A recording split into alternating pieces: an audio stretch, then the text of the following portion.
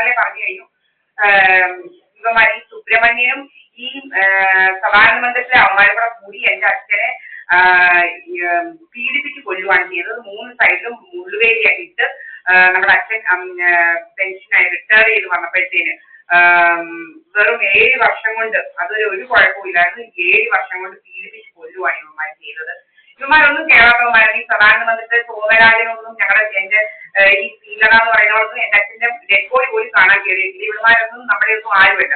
അതുപോലെ തന്നെ ഈ സുബ്രഹ്മണ്യനും ഇവനൊന്നും ഇവിടെ നമ്മൾ കേട്ടിട്ടില്ല തന്നെയൊന്നും ശരിക്കും പറഞ്ഞു കഴിഞ്ഞാൽ.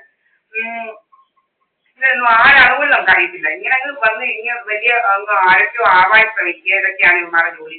ഈ സോമരാജൻ എന്ന് പറഞ്ഞാൽ എന്റെ അച്ഛന്റെ മുഖം പോലും മരിച്ചു കിടന്നപ്പോൾ കണ്ടവരല്ല ഇവന്റെ ഇവിടെ ഇരുവള്ളമ്മമാരൊന്നും. പക്ഷെ ഇപ്പം എത്രയ്ക്കുള്ള ബന്ധങ്ങളൊക്കെ ഉണ്ട് ഇവന്മാർ ഇപ്പൊ നമ്മുടെ ആരൊക്കെയോ ആവാൻ ശ്രമിക്കുകയാണ്. അതൊന്നും ഒട്ടും ശരിയല്ല. ഇവന്മാരുടെ ഗൂഢമായ ഉദ്ദേശത്തോടെ എന്റെ അച്ഛനെ കൊന്നതുപോലെ എന്നെയും വകവരുത്തിയത് ഇതൊക്കെ അഴിച്ചു മാറ്റണമെന്നുള്ളൂ. ഗൂഢമായ ഉദ്ദേശത്തോടെ എന്റെ കൊച്ചിനെയും വകവരുത്തണം എന്നുള്ള ഉദ്ദേശത്തോടെ ഇവന്മാരെല്ലാം ചെയ്യുന്നത്. ഈ സോമരാജൻ മോഹൻ സിംഗ് എന്ന് പറഞ്ഞാൽ ഭയങ്കര ക്രിമിനലാണ്.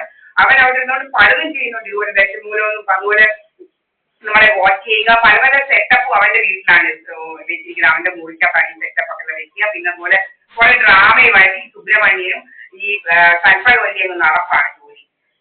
ഇങ്ങനെ കുറെ ആൾക്കാർ ഗാങ് സ്റ്റോക്ക് ചെയ്യുവാണ് നമ്മളെ. ഭയങ്കര ശല്യമായിട്ട് മാറിയിരിക്കുകയാണ്.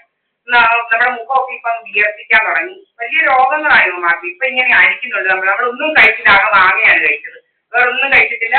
ഇങ്ങനെ അടിക്കുക, ഈ ഭാഗം ഇങ്ങനെ വിയർപ്പിക്കുക. നമ്മളെ ഇന്നു മുതൽ തുടങ്ങിയാണ് ഇത്രയും ഭാഗം ഇങ്ങനെ ടൈറ്റ് ആക്കി വെക്കുക. ഇവർക്ക് അങ്ങനെ ഇല്ലായിരുന്നു. ഇപ്പൊ ഈ ഭാഗം എല്ലാം ടൈറ്റ് ആക്കാൻ തുടങ്ങിയിട്ടുണ്ട്. ഇത്രയും ഭാഗം ഇങ്ങനെ ടൈറ്റ് ആക്കുക. പിന്നെ ഇത് എന്റെ വീടാണ്, ദീപാവലിപ്പണിക്കറാണ് ഞാൻ. നിങ്ങൾക്ക് എല്ലാം അറിയാം, നമ്മൾ ഇവിടെ നിന്ന് എങ്ങും പോകുന്നില്ല. ഇവന്മാരങ്ങ് കഥകൾ ഉണ്ടാക്കുകയാണ്. പിന്നെ എങ്ങനത്തെയാണ് ഹരാസ്മെന്റ് എന്ന് വെച്ച് കഴിഞ്ഞാല് ഇനി ഭയങ്കര ചൂടാണെന്ന് പറഞ്ഞിട്ടാണ് ഹരാസ് ചെയ്യുന്നത്. ഭയങ്കര ചൂട് എന്ന് വെച്ചാൽ നിങ്ങൾക്ക് അറിയത്തില്ല. നിങ്ങൾ എന്താണ് പുറത്ത് നിന്ന് പണി ചെയ്യുന്നവരെ നമ്മൾ കണ്ടിട്ടുണ്ടോ? ഒരു വിയർപ്പില്ല, വിയർപ്പ് ഒഴുകുന്നുമില്ല. പക്ഷെ നമ്മുടെ വീട്ടിനകത്ത് ഫാനിന്റെ കീഴിൽ ഇരുന്നാലും വിയർപ്പ് ഒഴുകും. ആ ടെക്നിക്കാണ് ഇവന്മാരുടെ കയ്യിലുള്ളത്, മനസ്സിലായില്ലേ?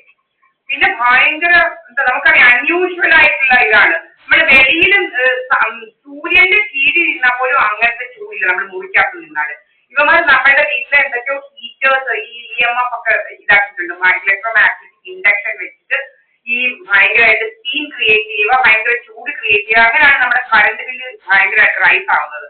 കാരണം ഇതിന് മുമ്പത്തെ ഈ പ്രാവശ്യം 1800 ചില്ലറ വന്നിട്ടുണ്ട്. അതിന് മുമ്പ് 1500 ആയിരുന്നു. അന്ന് ഞാനും എന്റെ അമ്മയും കൂടി ഉണ്ടായിരുന്നു. ഈ പ്രാവശ്യം 1800 വരുന്ന ഈ ബില്ലിന് എന്റെ അമ്മ 1 month ഇവിടെ ഉണ്ടായിരുന്നില്ല. അന്നേരം ഈ ടെലിവിഷൻ എന്ന് പറയുന്ന സാധനം നമ്മൾ ഒന്ന് പോലും ആക്കിയിട്ടില്ല. ഒന്ന് ജസ്റ്റ് ഒരു മിനിറ്റ് പോലും ആക്കിയിട്ടില്ല. പിന്നെ നിങ്ങൾക്ക് അറിയാം നമ്മുടെ മോട്ടറിന്റെ ഉപയോഗമില്ലായിരുന്നു. തുണി അലക്കുന്നത് കുറവായിരുന്നു. പിന്നെ അങ്ങനെയല്ല, ഫാൻ ഒരു മുറിയിലേ ഉണ്ടായിരുന്നുള്ളൂ. ഞാൻ മാത്രമേ ഉണ്ടായിരുന്നുള്ളൂ. ഞാൻ മിക്കവാറും പുറത്തൊക്കെ ഇറങ്ങി അവിടെയൊക്കെ നടക്കുമ്പോഴത്തേക്ക് ഓഫാണ്. അടുക്കളയിൽ ലൈറ്റ് ഓണേ അല്ലായിരുന്നു. ഇങ്ങനെ ഭയങ്കരമായിട്ട് നമ്മൾ യൂസ് ചെയ്യാതിരുന്നിട്ടാണ് ഈ ബില്ല് വന്നിരിക്കുന്നത്.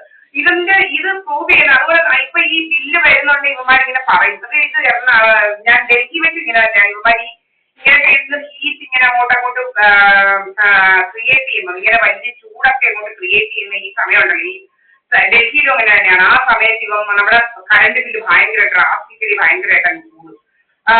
അപ്പം ഇതുപോലെയാണ് ഇവിടെ ഈ ഇത് കഴിഞ്ഞ ഫെബ്രുവരി വലിയ ചൂടൊന്നുമില്ല. ഫെബ്രുവരി മാർച്ച് വരെ ഒന്നും വലിയ ചൂടില്ല. ഈ പക്ഷെ മാർച്ച് മുതൽ ഇവന്മാർ തുടങ്ങിയതായത് ഭയങ്കരമായിട്ട് നമ്മളെ ഇതാക്കാൻ വേണ്ടിയിട്ട്. അപ്പം നമ്മൾ എന്ത് പറഞ്ഞാലും ഈ ഇത്രയൊക്കെ യൂസ് ചെയ്യുന്നുള്ളൂ. അല്ലാതെ ഇവിടെ AC ഒന്നുമില്ല. ഇത്ര വലിയ ഡ്രാസ്റ്റിക്കലി കറണ്ട് ബില്ല് കൂടാനൊന്നും AC ഒന്നുമില്ല. അത് ഞങ്ങൾ രണ്ടുപേരും 2 ഫാൻ എടുത്തുണ്ട്, അത്രേ ഉള്ളൂ. പിന്നെ അല്ലാതെ വേറെ ഒന്നും നമ്മൾ യൂസ് ചെയ്യുന്നില്ല, മനസ്സിലായില്ല. ഇവിടെ ഒരു കേബോട്ട് യൂസ് ചെയ്യുന്നില്ല.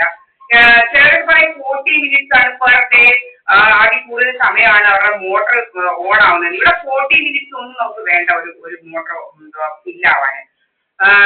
അപ്പൊ ഇങ്ങനെയൊക്കെയുള്ള കാര്യങ്ങൾ നമ്മൾ നോട്ടീസ് ചെയ്തിട്ടുണ്ട്. അപ്പൊ രാത്രിയിലെന്ന് പറഞ്ഞു കഴിഞ്ഞാൽ നമ്മളെ ഒന്നും വർക്ക് ആവത്തില്ല. അങ്ങനെ പല ഇത് നമ്മൾ നോട്ടീസ് ചെയ്യുന്നുണ്ട്.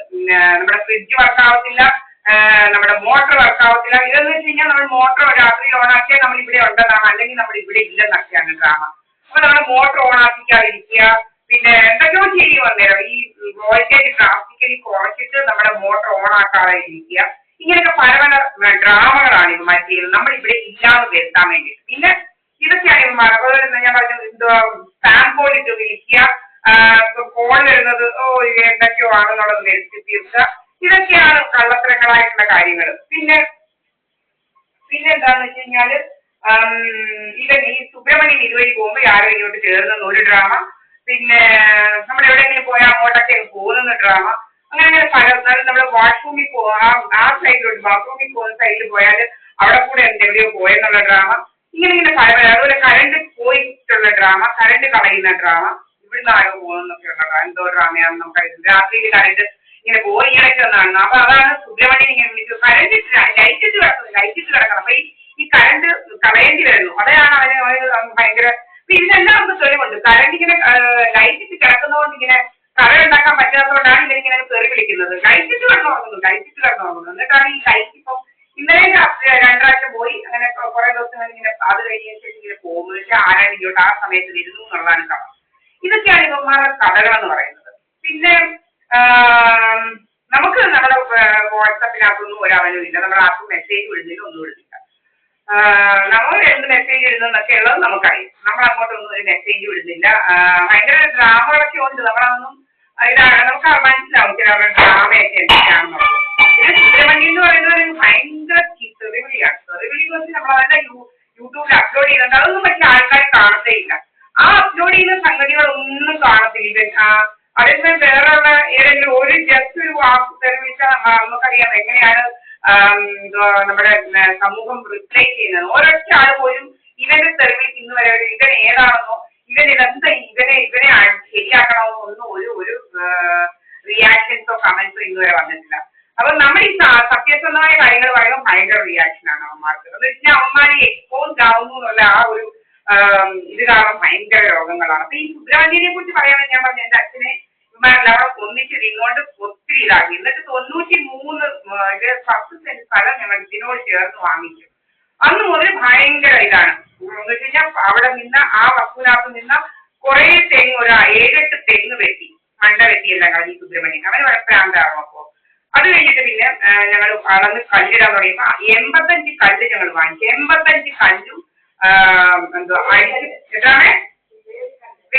അടിച്ച് പൊട്ടിച്ച് കുളത്തി കളഞ്ഞു അമ്മമാര്. ഈ സുബ്രഹ്മണ്യൻ, സോമരാജൻ, ശശീന്ദ്രൻ അയാൾ ചത്തുപോയി. അയാളുടെ 2 മക്കളായ മോഹൻ സിംഗും ഈ വീരേന്ദ്ര സിംഗ് എന്ന് പറയുന്നവനും കൂടിയാണ്.